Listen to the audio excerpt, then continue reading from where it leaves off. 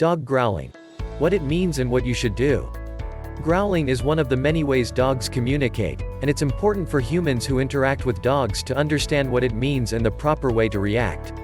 You might be surprised by your own natural ability to interpret growling. In a study on humans' ability to understand dog growls, most people were able to correctly distinguish through audio between a playful growl, an aggressive growl of a dog guarding food, and a fearful growl from a dog being approached by a stranger. This ability to understand growls was stronger in people who regularly interact with dogs.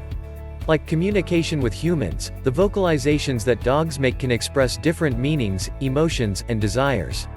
Here are what the different types of growls mean and ways you can react once you understand them. Playful growling. This is fun. Dogs can be very expressive during play sessions, and their growls may sound frightening, especially to inexperienced dog parents. Your pup might growl at humans when playing tug-of-war or games that involve roughhousing, or they might growl at other dogs when wrestling or chasing. High-energy play is a good thing, and the growls are nothing to worry about. Pay attention to body language. If you're new to dog parenting, attend a puppy socialization class or head to the dog park and watch how the dogs interact. This will help you distinguish between playful growls and fights. When dogs are play growling, there's no need to worry. However, if you observe that the growls are getting more intense, you may simply wish to stop play for a while until things calm down before resuming. Take a break. If your dog is playing with another dog, separate them for a few minutes. Once the energy winds down, you can start play time again. This will help you make sure that play growling doesn't become fight growling. Affectionate growling. That feels good, and I want more. Some dogs growl as a sign of affection or contentment. Your pup might emit low growls when you pet them, for example. It may sound something like a louder version of a cat's purr. They can also growl as a sign that they want more affection.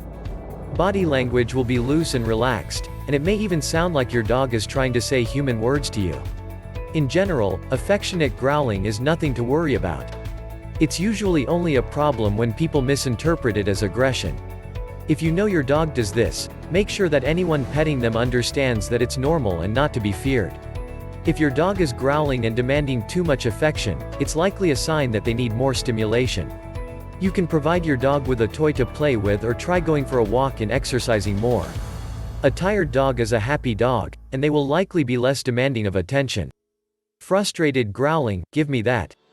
Frustrated growling happens when some need or desire is not being met.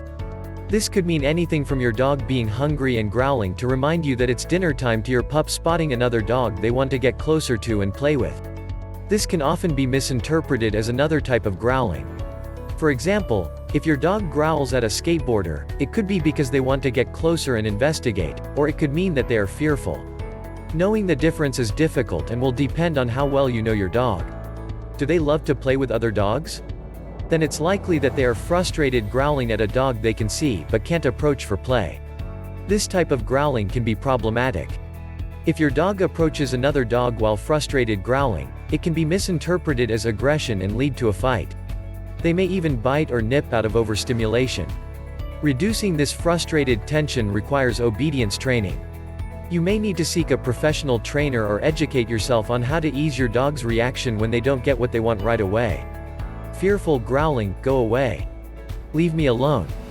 A fearful growl can happen when your dog is surprised, wary, or afraid of a perceived threat to either themselves, their pack, including their humans or animal companions, their objects of desire like food and toys, or their territory. It's their way of saying, back off.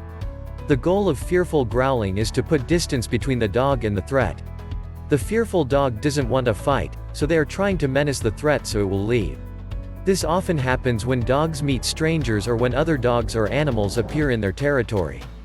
Fearful growls usually start low with a closed mouth, stiff body language, and no breathing. From there it can build to a snarl with teeth exposed if the threat hasn't left.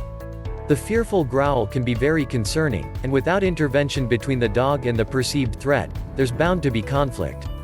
The first step for you as the human is to identify the stressor that is causing the dog to growl.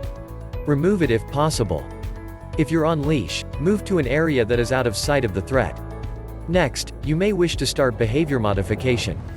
If your dog is afraid of strangers, try some socialization. If your dog is food guarding, consider consulting a behaviorist.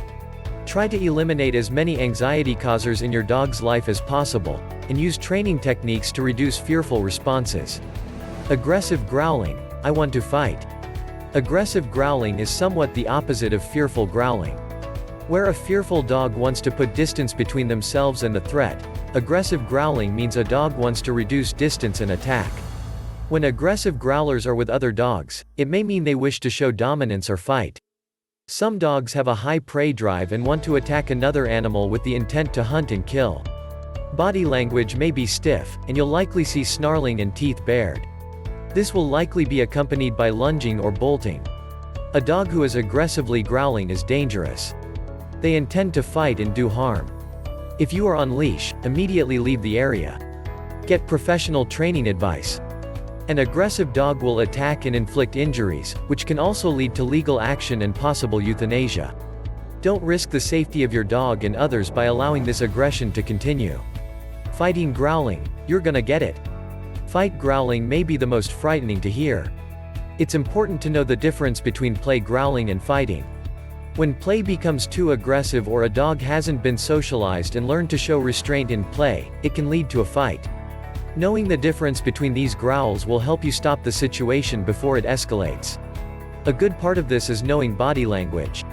Signs of playfulness include a play bow where the rear end sticks in the air while the head bows down, a relaxed, open mouth, exposing the belly, and a desire to keep going back for more play. Signs that it's a fight include raised hair on the back, a closed mouth with curled lips, pinned ears, and one or both of the dogs trying to get away without the desire to return. The best way to avoid this is to prevent a fight before it starts. Know the signs of aggressive growling and leave the situation before the dog has a chance to attack. Know the signs of playful growling and when it has gone too far. Take breaks during play to let the energy calm down. If the worst happens and your dog is engaged in a fight, there are multiple techniques you can use to break it up, but you should have a good understanding of what your dog's growls mean so that you can prevent it from happening in the first place. Pain growling. Ouch. I'm hurting. Dogs may growl when they have an illness or injury that's causing them pain. You may notice this especially when you touch a certain part of their body, or they may not want to be touched at all for fear of causing further harm. The growling might get worse as you or your vet poke and prod to find out the source of the pain, and it can even be accompanied by nipping. The best thing you can do is know the signs of pain in your dog and get to a veterinarian as soon as possible. They'll be able to help find the cause and do something about it. Trying to find out what's wrong on your own can cause further fear and confusion in your dog, so it's best not to take matters into your own hands with this one. Your pup is growling to tell you something is wrong, and it's your job to do the responsible thing and help them out.